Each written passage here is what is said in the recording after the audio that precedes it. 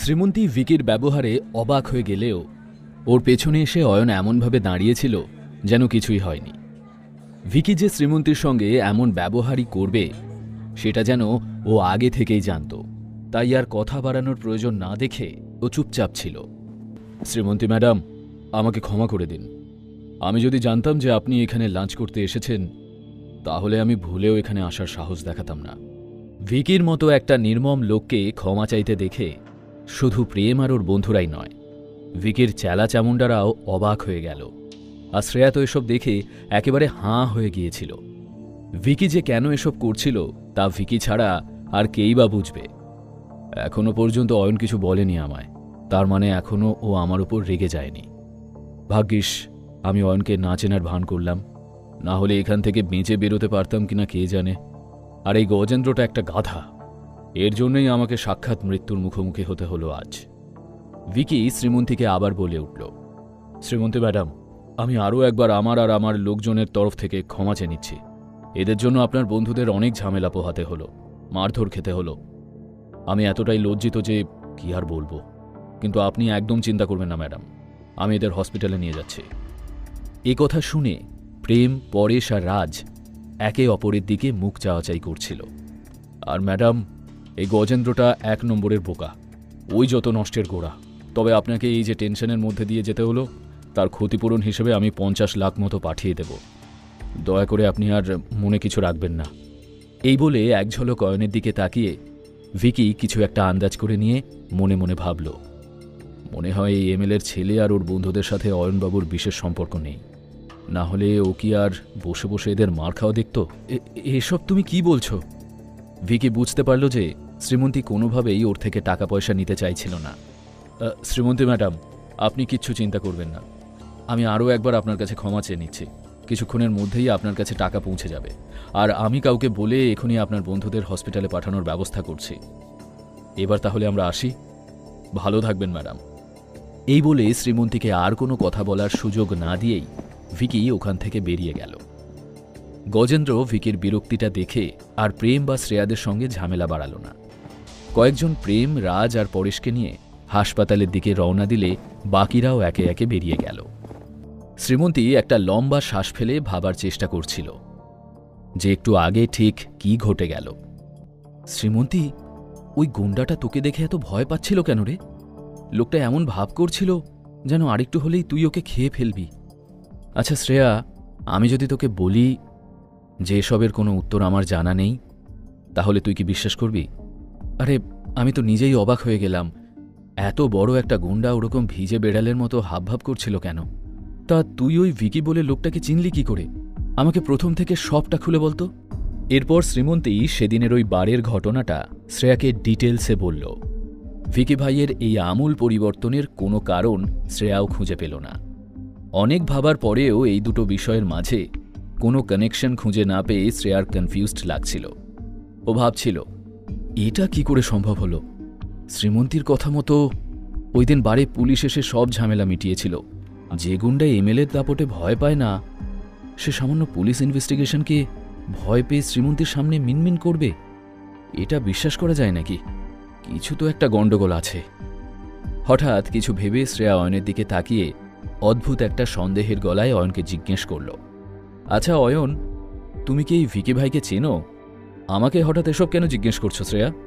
ভিকি একটা গুন্ডা, আমার মতো একটা সাধারণ ছেলে ওকে কি করে চিনবে বলো তো? তুমি সত্যি কথা বলছো তো? কিন্তু অয়ন কি এতটাই বোকা ছিল যে সত্যিটা স্বীকার করে নিয়েও ও বলে দিত যে কিভাবে ও নিজের স্ত্রীকে বাঁচাতে গিয়ে ভিকি ভাইয়ের মতো নাম করা গুন্ডার হাত ভেঙে দিয়েছিল? যদি তোমার আমার কথা বিশ্বাস না হয়, গিয়ে ভিকি ভাইকেই না হয় জিজ্ঞেস করো। শুধু শ্রেয়াই নয়, শ্রীমন্তীর মনেও অয়নের সম্পর্কে একটু একটু সন্দেহ জাগছিল যে এসবের পেছনে সত্যিই অয়নের কোনো হাত নেই তো। কিন্তু অয়নের মতো সাদামাটা ছেলে কি করে এসবে জড়িয়ে থাকতে পারে, তার কোনো লজিকই খুঁজে পেল না ও। এই মনে করে শ্রীমন্তী নিজের মন থেকে সন্দেহ সরিয়ে দিলেও শ্রেয়ার মনে তখনও অয়নকে নিয়ে সন্দেহ ঘুরপাক খাচ্ছিল। শ্রেয়া তখন মনে মনে ভাবছিল, ব্যাপারটা কিন্তু একটু ফিশি লাগছে আমার। অয়ন প্রথম থেকেই প্রেমকে ওই মোটা গুন্ডাটার সাথে ঝামেলায় জড়াতে বারণ করছিল, কিন্তু কেউ ওর কথা শুনল না। এমনকি আমি ওকে ভীতুই ভেবেছিলাম, কিন্তু এখন মনে হচ্ছে অয়ন সেই মুহূর্তেই আমাদের সতর্ক করছিল কেন? ও কি আগে থেকেই সবটা জানতো? এই পুরো বিষয়টা কি কাকতালীয়, নাকি আমার ইনটিউশনই ঠিক বলছে? শ্রেয়ার মুখটা চিন্তিত দেখাচ্ছিল।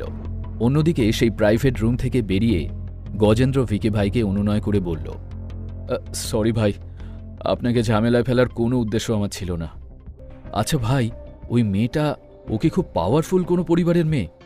না মানে, আপনি যে ওর সঙ্গে এতটা নরম হয়ে কথা বললেন, তাই জিজ্ঞেস করছি আর কি। আরে না না, মেয়েটার তেমন কোনো ব্যাকগ্রাউন্ড নেই, কিন্তু ওর পেছনে যে ছেলেটা দাঁড়িয়েছিল ও কোনো সাধারণ ছেলে নয়, খুবই কড়া ধাতের ছেলে ও।